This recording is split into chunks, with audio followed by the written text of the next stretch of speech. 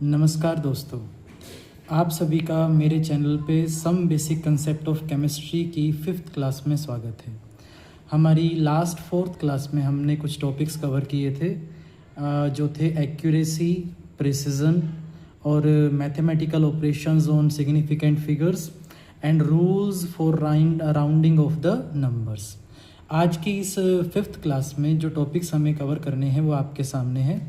आज हमें mainly cover करने हैं लॉज ऑफ केमिकल कॉम्बिनेशंस। कुछ लॉज कवर करने हैं हमें जो बड़े इंपॉर्टेंट होने वाले हैं। ये लॉ हैं, जैसे फर्स्ट है law of conservation of mass, second है law of definite proportion, third is law of multiple proportion, fourth is Gay Lussac law of gaseous volumes and last one is Avogadro law. चलिए इन laws को one by one करके समझना start करते हैं। पहला law है law of conservation of mass. ये लॉ कहता है कि mass can neither be created nor be destroyed in a chemical reaction. किसी केमिकल रिएक्शन में ना तो मास को क्रिएट किया जा सकता है और ना ही मास को डिस्ट्रॉय किया जा सकता है। In another word we can say that total mass of reactant it is equal to total mass of product. Like अगर आप किसी रिएक्शन में A टू B में कन्वर्ट करते हैं तो जो रिएक्टेंट है उनका मास टोटल प्रोडक्ट के मास के बराबर होना चाहिए। लाइक फॉर एग्जांपल, अगर हाइड्रोजन रिएक्ट करता है ऑक्सीजन के साथ एंड वाटर मॉलिक्यूल बनाता है तो जो टोटल लेफ्ट हैंड साइड का रिएक्टेंट का मास है वो राइट हैंड साइड के प्रोडक्ट के मास के बराबर होना चाहिए। जैसे अगर आप यहाँ पर देखें, हाइड्रोजन का जो मास है मोलर मास में कंसीडर करें तो 2 ग्राम होगा, ऑक्सीजन का जो मास है 32 ग्राम होगा, लेकिन प्रोडक्ट साइड में जो 1 मोल ऑफ वाटर मॉलिक्यूल का मास है वो 18 ग्राम है। मीनिंग अगर आप रिएक्टेंट के मास को सम करते हैं तो 34 ग्राम आता है और प्रोडक्ट साइड का जो मास है वो 18 ग्राम है। यानी अभी तक जो आपके सामने रिएक्शन लिखी गई है इसमें total mass of reactant total mass of product के बिल्कुल भी बराबर नहीं है। तो आप ऐसे केस के अंदर हमेशा ही रिएक्शंस को आज तक बैलेंस करते आए हैं। बैलेंस करते वक्त आप हमेशा इस रिएक्शन को कुछ इस प्रकार से लिखते होंगे कि 1 मोल हाइड्रोजन गैस का हाफ मोल ऑक्सीजन गैस के साथ रिएक्ट करके 1 मोल वाटर को प्रोड्यूस करता है। इस केस के अंदर जो देखिए हाइड्रोजन का जो मास है वो 2 ग्राम है और सिंगल ऑक्सीजन जो यहाँ से मिलेगी, हाफ मोल जो यहाँ से मिलेंगे हमें, उसका जो मास है वो 16 ग्राम है और इन दोनों से प्रोड्यूस होने वाले जो वाटर मॉलिक्यूल है उनका जो मास है वो 18 ग्राम है। यानी यहाँ से हम समझ पाए कि जो लॉ ऑफ कंजर्वेशन ऑफ मास कहता है कि मास ना तो किसी केमिकल रिएक्शन में क्रिएट किया जा सकता है और ना ही ये किसी केमिकल रिएक्शन में डिस्ट्रॉय भी किया जा सकता है। मास का क्रिएशन डिस्ट्रक्शन केमिकल रिएक्शन में पॉसिबल ही नहीं है। अनदर वर्ड में हम इसे ऐसे भी कह सकते हैं, क्योंकि जब रिएक्टेंट या प्रोडक्ट की बात हो रही हो तो उनका जो मास होगा वो कहीं ना कहीं एटम्स के मास का एड ऑन करके ही आएगा। सो हम ये भी कह सकते हैं कि total number of atoms reactant side जो है और जो टोटल नंबर ऑफ एटम किसी स्पीसीज के प्रोडक्ट साइड में जो है दोनों क्या होने चाहिए, बराबर। जैसे यहाँ जितने हाइड्रोजन के एटम्स हैं राइट हैंड साइड भी हाइड्रोजन के उतने ही एटम्स हैं। ऐसे ही ऑक्सीजन लेफ्ट हैंड साइड में जितनी है राइट हैंड साइड में भी ऑक्सीजन सेम टू सेम उतनी ही है। तो ये हमने सीखा फर्स्ट लॉ को हमारे, जिसका नाम था लॉ ऑफ कंजर्वेशन ऑफ मास। अब सेकेंड लॉ की तरफ आते हैं हम, जिसे हम कहते हैं लॉ ऑफ डेफिनेट प्रपोर्शन। अब लॉ ऑफ डेफिनेट प्रपोर्शन जैसे कि नाम इंडिकेट करता है, ये कहता है कि जब भी एटम्स एक दूसरे से कंबाइन करते हैं और मॉलिक्यूल और कंपाउंड बनाते हैं वो हमेशा ऑलवेज कंबाइन करते हैं फिक्स प्रपोर्शन में। इसे ऐसे डिफाइन करेंगे, when atoms combine together to make molecules और compounds they always do so, they always combine in a fixed ratio। Like अगर हम कहें कि भाई लाइक वाटर मॉलिक्यूल को बनाना चाह रहे हैं आप हाइड्रोजन और ऑक्सीजन को कंबाइन करके, तो इसके अंदर जो हाइड्रोजन और ऑक्सीजन का जो रेशो है वो रेशो ऑलवेज फिक्स रहेगा। लाइक कोई कहे कि भाई पानी के मॉलिक्यूल में हाइड्रोजन और ऑक्सीजन का बाय नंबर रेशो क्या है। अब मैं कहूँ कि अगर बाय नंबर रेशो हमसे पूछा गया तो एक वाटर मॉलिक्यूल में 2 तो हाइड्रोजन है और इस वाटर मॉलिक्यूल में 1 ऑक्सीजन है, तो जो रेशो निकल के आता है यहाँ पर दोनों के बीच में बाय नंबर वो निकल के आता है 2:1 का। सेम कोई हमसे ये पूछे कि बताइए कि बाय मास क्या रेशो है हाइड्रोजन और ऑक्सीजन का इस वाटर मॉलिक्यूल के अंदर, तो देखिए यहाँ पर 2 हाइड्रोजन है तो 2 पार्ट यानी 2U, तो यहाँ पर हमारे आ गया 2 हाइड्रोजन के एटम्स का मास और 1 ऑक्सीजन के जो एटम का मास होता है वो 16U होता है। ग्राम में कंसीडर करेंगे तो ये 2U से 2 ग्राम हो जाएगा और ये 16U से 16 ग्राम हो जाएगा। और जब आप रेशो निकालेंगे इसका तो 1:8 रेशो निकल के आएगा। यानी कोई अगर हमसे पूछता है कि पानी में हाइड्रोजन ऑक्सीजन का बाय मास क्या रेशो है तो उसका आंसर निकल के आएगा 1:8। लेकिन कोई ये पूछे कि बाय नंबर क्या रेशो है तब आंसर निकल के आएगा 2:1। और इन सिमिलर केस कोई हमसे पूछ सकते हैं, पेपर में आपसे पूछा जा सकता है कि वाटर मॉलिक्यूल के अंदर हाइड्रोजन और ऑक्सीजन का जो रेशो है वो बाय वॉल्यूम कितना है।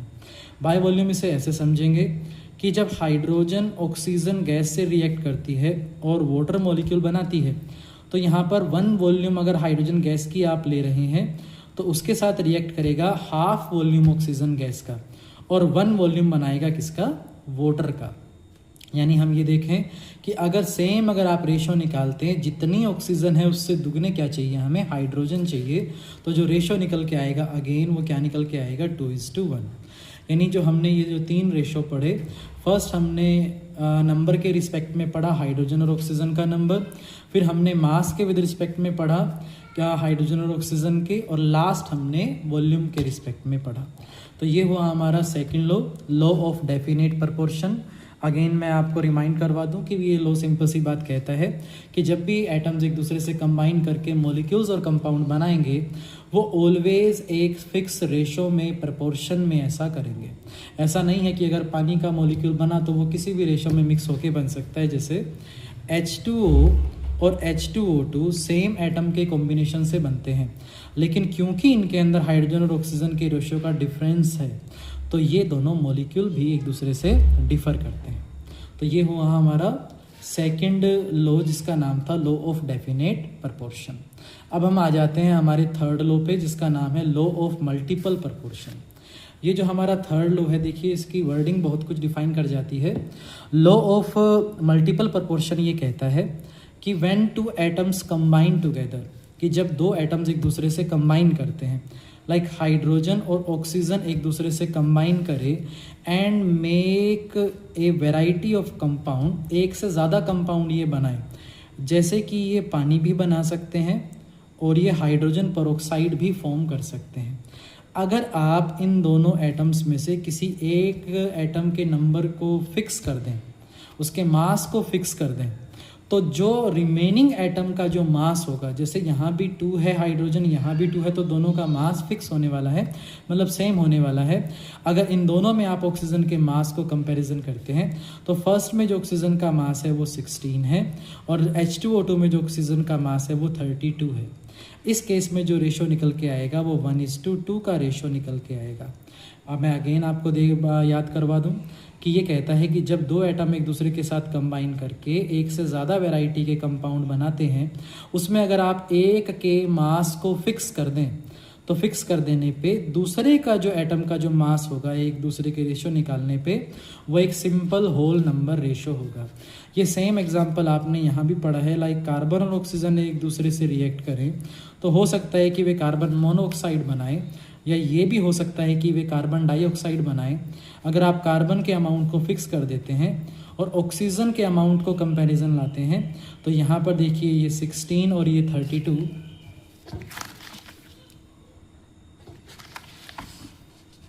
अगेन जो रेशो निकल के आएगा वो 1:2 का रेशो निकल के आएगा। यानी ये हमने पढ़ा कि लॉ ऑफ मल्टीपल प्रपोर्शन क्या कहता है। सिंपल सी बात कहता है कि भी जब एटम्स एक दूसरे के साथ कंबाइन करके एक से ज़्यादा तरह के कंपाउंड अगर बनाएंगे तो उसके अंदर एक के एटम के मास को फिक्स कर देने पे दूसरे जो एटम के जो मास का रेशो होगा वो एक सिंपल होल नंबर रेशो होगा। तो ये हमारा हो गया लॉ ऑफ मल्टीपल प्रपोर्शन। अब हम अगले लॉ पे जाते हैं जिसका नाम है Gay-Lussac law of gaseous volume. ये आज का हमारा 4th लॉ है। तो जैसा कि ये नाम सजेस्ट करता है Gay-Lussac law of gaseous volumes, तो एक सिंपल सी बात कहता है कि when gases are involved in a chemical reaction, यानी ये किसे डील कर रहा है, गैसेस को डील कर रहा है। When gases are involve in a chemical reaction means when gases act as reactant और प्रोडक्ट। जब भी गैसेस रिएक्टेंट की फॉर्म में रिएक्ट होंगी या एक प्रोडक्ट के फॉर्म में निकलेंगी, they always do so means they always react और they always get formed in the product side in their volumes. वो ऐसा जब भी करेंगी वो अपने वॉल्यूम में ऐसा करेंगी। जैसे कि एक एग्जांपल हम अभी बार बार लिखते आए हैं, वैसे एग्जांपल दे दूं कि अगर हाइड्रोजन गैस रिएक्ट करती है ऑक्सीजन गैस के साथ और हमारे पास वाटर वेपर्स गैसियस स्टेट के अंदर यहाँ ये बनते हैं, ये आपके सामने रिएक्शन है। So according to the Gay Lussac law of gaseous volume, तो इसके हिसाब से देखिए कि जो वन वॉल्यूम आपके हाइड्रोजन गैस का होगा वो रिएक्ट करेगा half volume of oxygen gas के साथ, और जो प्रोडक्ट साइड में आपके वाटर गैस बन रही है, वाटर वेपर्स बन रहे हैं, वो भी आपके कितने बनेंगे, वन वॉल्यूम बनेंगे।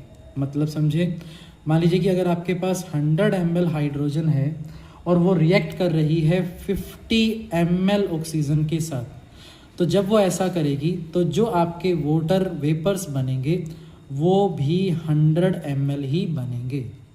जो गे-लुसैक लॉ है इसको law of conservation of volume भी बोला जाता है, क्योंकि यहाँ आप देख पा रहे हैं कि अगर वन वॉल्यूम हाइड्रोजन का हाफ वॉल्यूम ऑक्सीजन के साथ रिएक्ट करता है तो वन वॉल्यूम हमारा यहाँ पर वाटर का बनता भी है। तो ये हमने पढ़ा लॉ ऑफ मल्टीपल प्रपोर्शन के बारे में। अगर आपको इससे रिलेटेड कोई और डाउट भी अगर आपके मन में आता है तो आप कमेंट्स में भी पूछ सकते हैं। नेक्स्ट लॉ पे अगर हम चलते हैं, आज का हमारा लास्ट लॉ जिसे हम कहते हैं Avogadro law. Avogadro's law, Avogadro law कहता है, देखिए इसे समझेंगे, like if we take different samples of equal volume of different gases, कि आप क्या करें, इक्वल वॉल्यूम लें वेरियस गैसेस का। लाइक आपके पास एक ए गैस है, एक बी गैस है और एक सी गैस है। आप इनका जो वॉल्यूम ले रहे हैं वो इक्वल ले रहे हैं, मींस तीनों गैस का जो वॉल्यूम है वो क्या है, एक समान है। और ये जो एक समान वॉल्यूम आपने लिया है वो similar condition of temperature and pressure पे लेना है, यानी जो टेम्परेचर और प्रेशर जो है इन तीनों के केस के अंदर वो क्या है, कांस्टेंट है। सो कांस्टेंट टेम्परेचर एंड प्रेशर पर, सेम टेम्परेचर एंड प्रेशर पर वेरियस गैसेस के अगर आप इक्वल वॉल्यूम लेते हैं तो इन सभी गैसेस में जो total number of molecules of gases होंगे वो भी क्या होंगे, इक्वल होंगे। मीनिंग अगर आप इस ए सैंपल में गैसेस के मॉलिक्यूल्स का नंबर निकालेंगे वो एग्जैक्टली उतना ही मिलेगा जितना कि बी में भी आपके इन गैसेस का मॉलिक्यूल्स का नंबर है, और वो बिल्कुल एक समान होगा कि जो आपका सी सैंपल है उसके अंदर कितने मॉलिक्यूल्स हैं। यानी अगेन मैं दोबारा आपको करवा दूं कि एवोगैड्रो लॉ कहता क्या है। एवोगैड्रो लॉ कहता है at similar condition of temperature and pressure equal volume of the various gases contain equal number of molecules. यानी ये बात करेगा सेम टेम्परेचर और प्रेशर पे वेरियस गैसेस के अंदर मॉलिक्यूल्स के नंबर के बीच में क्या रिलेशन है। तो आज की क्लास में हमने पढ़ा, फोकस किया हमने लॉज ऑफ केमिकल कॉम्बिनेशंस पे, जिनमें हमने कवर किए law of conservation of mass जो कह रहा था mass can either be created nor be destroyed, law of definite proportion जिसने कहा when atoms combine together to make molecules they always combine in a fix ratio either by mass, by number और by volume. And next हमने किया law of multiple proportion. Law of multiple proportion कह रहा था when two atoms combine together and make 2 or more than 2 molecules or compounds, उस case में if we fix the ratio of the one of the atom, mass of one of the atom, then the ratio of the remaining atom will always be a simple whole number ratio। और फिर हमने पढ़ा last ये वाला गे-लुसैक law of gaseous volumes. इसने कहा when gases are involved in a chemical reaction they always involve in the form of volume। Gases जब भी इन्वॉल्व होगी, रिएक्ट होगी या प्रोड्यूस होगी, वो हमेशा अपने वॉल्यूम में रिएक्ट करेंगी और वॉल्यूम में ही प्रोड्यूस होगी। और एवोगैड्रो लॉ ने कहा कि भाई अगर आप टेम्परेचर और प्रेशर को कांस्टेंट फिक्स कर देते हो और वेरियस गैसेस के सेम वॉल्यूम को लेते हो तो उन सभी गैसेस के उस सेम वॉल्यूम में इक्वल नंबर ऑफ मॉलिक्यूल्स होंगे। आज की क्लास के लिए इतना ही। Thank you.